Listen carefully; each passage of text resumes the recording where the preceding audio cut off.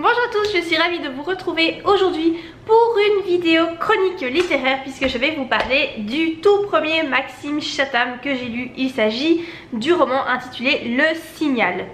Alors c'est un roman dont je vous ai plusieurs fois parlé dans mes vidéos blabla.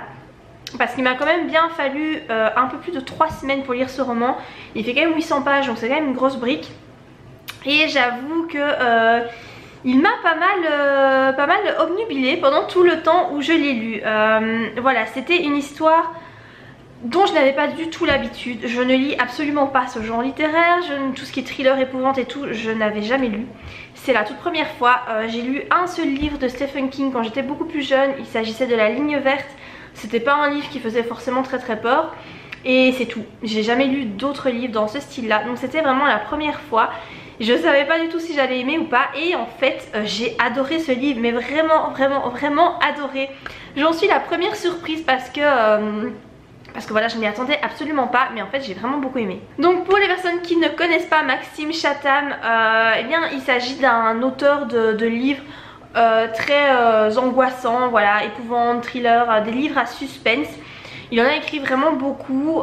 Il a fait des études de criminologie, oui, parce que du coup j'ai été un petit peu voir qui était ce monsieur, hein. D'autant que je trouve que physiquement l'auteur est pas mal du tout et sa femme est très jolie aussi. Pour une fois ça change, hein, voilà, d'avoir un auteur qui physiquement est pas laid à regarder du tout. À part son physique, qu'est-ce qu'on peut dire de lui?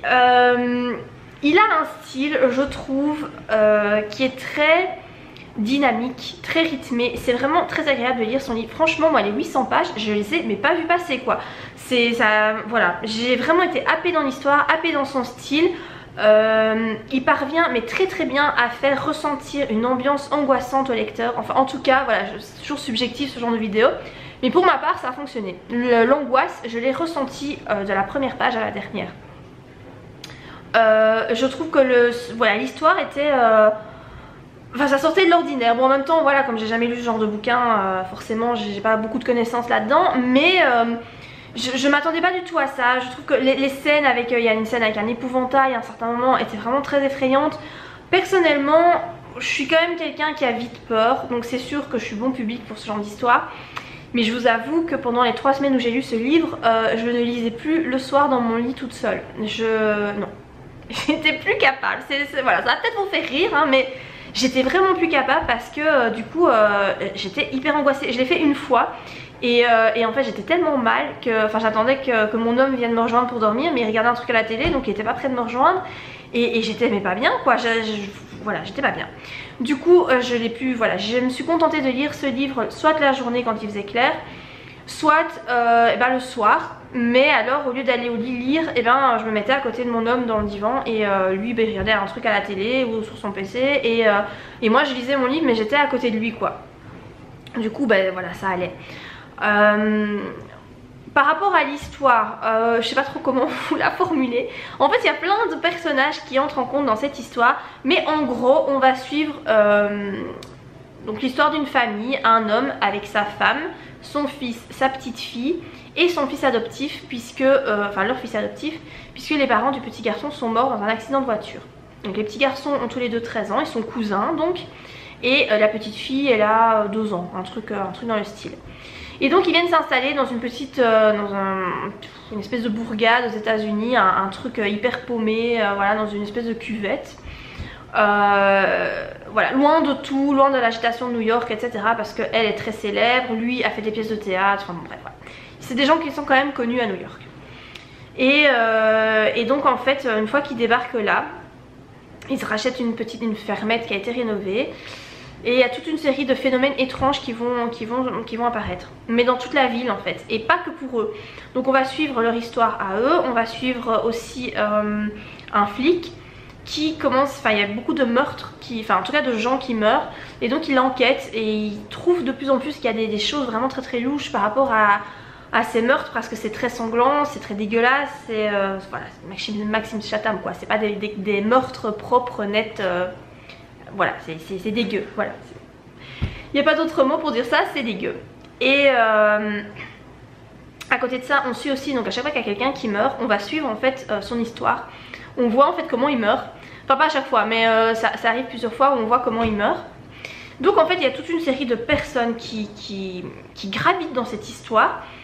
Ce qui fait je pense que l'histoire passe très vite parce qu'on suit vraiment les histoires des uns des autres. Et voilà, c'est vraiment sympa en fait. Il y a des petites intrigues secondaires qui sont très bien menées. Donc toujours il y a cette intrigue principale qui est mais qu'est-ce qui se passe à cet endroit, c'est quoi ces trucs qui arrivent, comment ça se fait, enfin il y a toute une sphère d'esprit, de paranormal. Donc si vous êtes réceptif à ça, moi j'adore ça. Tout ce qui est esprit et tout, enfin fantôme, voilà, j'y crois à fond. Donc du coup forcément moi je suis fort réceptive quoi. Quand je dis des trucs comme ça, je sais que c'est possible. Donc bon bah là voilà, il y a peut-être des trucs un peu tirés par les cheveux quand même. Je ne dis pas que ce qu'il a écrit est plausible, hein, pas du tout. Mais voilà, moi c'est le genre d'histoire que j'aime bien. Et on découvre l'histoire de la ville, etc. Ce qui s'est passé, enfin... Voilà, pour moi c'est vraiment très sympa. C'est hyper anxiogène comme bouquin. Est-ce que tout le monde serait réceptif comme moi? J'en sais rien. Peut-être qu'il faut être un peu aussi... allez, quelqu'un qui est très cartésien, peut-être que ça lui fera rien. Je sais pas trop, hein. Dites-moi si vous l'avez lu et si vous aussi ça vous a fait peur et que vous avez été vraiment très anxieux durant toute votre lecture. Mais voilà, pour moi c'est un livre qui est très bien écrit, il est vraiment très chouette. Alors Maxime Chatham utilise un vocabulaire qui est quand même vachement varié, hein. Moi il y a beaucoup de termes que je connaissais pas et j'aime bien apprendre des nouveaux mots, donc j'ai trouvé ça très cool. Voilà par rapport à ce livre ce que je peux en dire. Alors je vais certainement lire d'autres livres de Maxime Chatham parce que maintenant que je l'ai découvert, j'ai envie d'en apprendre plus et de lire d'autres choses de lui. Mais pas tout de suite, hein, parce que ce genre de bouquin, moi je suis pas capable d'enchaîner comme ça plusieurs livres dans ce style là. J'ai vraiment besoin de pouvoir me relaxer et de pouvoir me sentir un peu mieux. Après ce genre de lecture, je sais pas, il y a des gens qui ne lisent que ça et bon ben voilà, c'est très bien, tant mieux pour vous. Moi je suis pas capable. Donc là je relirai encore des livres de Maxime Chatham, mais pas tout de suite. Là voilà, je me laisse un petit temps pour lire des trucs un peu feel good et puis je reprendrai certainement un livre dans ce style là. D'ailleurs si vous en avez à conseiller de Maxime Chatham, votre préféré, si vous connaissez cet auteur, vraiment votre livre préféré de lui, dites-moi en commentaire lequel c'est, comme ça ça me donnera peut-être des indices pour, enfin en tout cas des idées pour ma prochaine lecture de cet auteur. Voilà, j'espère que cette vidéo vous a plu, n'hésitez pas à réagir en commentaire et à liker la vidéo. Et moi je vous dis à très bientôt pour de prochaines vidéos. Bye!